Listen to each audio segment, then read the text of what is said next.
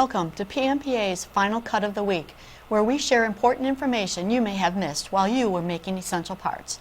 I'm Renee Merker. And I'm Joe Jackson. And this is what you need to know for the week ending October 27, 2023. New orders for manufactured durable goods turned up in September following 2 consecutive monthly decreases. The increase was 4.7, according to the U.S. Census Bureau's latest release. Transportation equipment was also up following 2 consecutive monthly decreases and led the increase with 12.7%. Excluding transportation, new orders increased 0.5%. Shipments of manufactured durable goods in September were down 2 of the last 3 months and decreased 0.3%. This followed a 0.5% August increase. Transportation equipment, which was down 3 of the last 4 months, drove the decrease with 1.1%.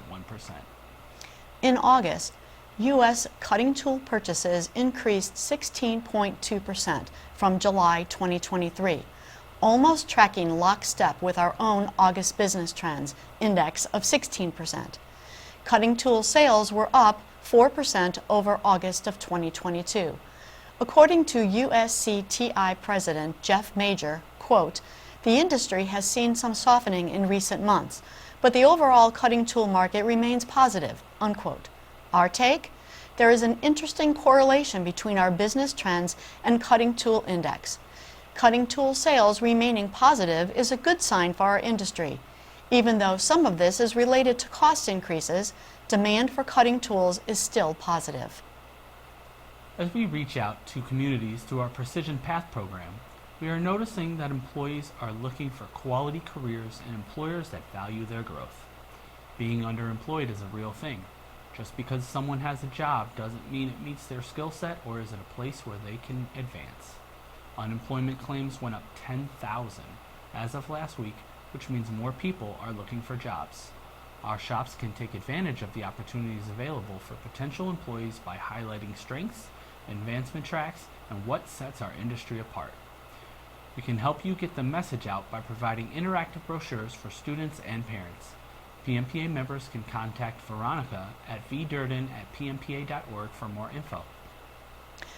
The real gross domestic product, or GDP, increased at an annual rate of 4.9% in the third quarter of 2023.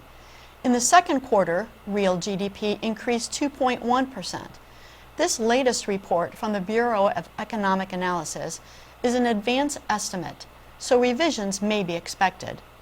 Current dollar GDP increased 8.5% at an annual rate in the third quarter to a level of $27.62 trillion. In the second quarter, GDP increased 3.8%, or $249.4 billion. Strong consumer spending drove the acceleration in real GDP in the third quarter, as well as increased exports and residential fixed investment. With nearly full employment, consumer spending remains strong. On this week's Speaking of Precision podcast, Miles Free, Carly Kistler-Miller, and David Wynn dive into how company culture sets our precision machining shops apart from the rest. On our Speaking of Suppliers podcast, Miles speaks with Dennis Benetti and Ray Schnell from Valbruna Stainless, and they discuss building quality and cleanliness in over 700 high nickel grades. Both podcasts can be found on major podcast platforms or on pmpa.org. Now it's time for our weekly tip. Do you work with grinders or grinding machines? We have a Craftsman crib sheet that shares grinding advice you probably didn't know.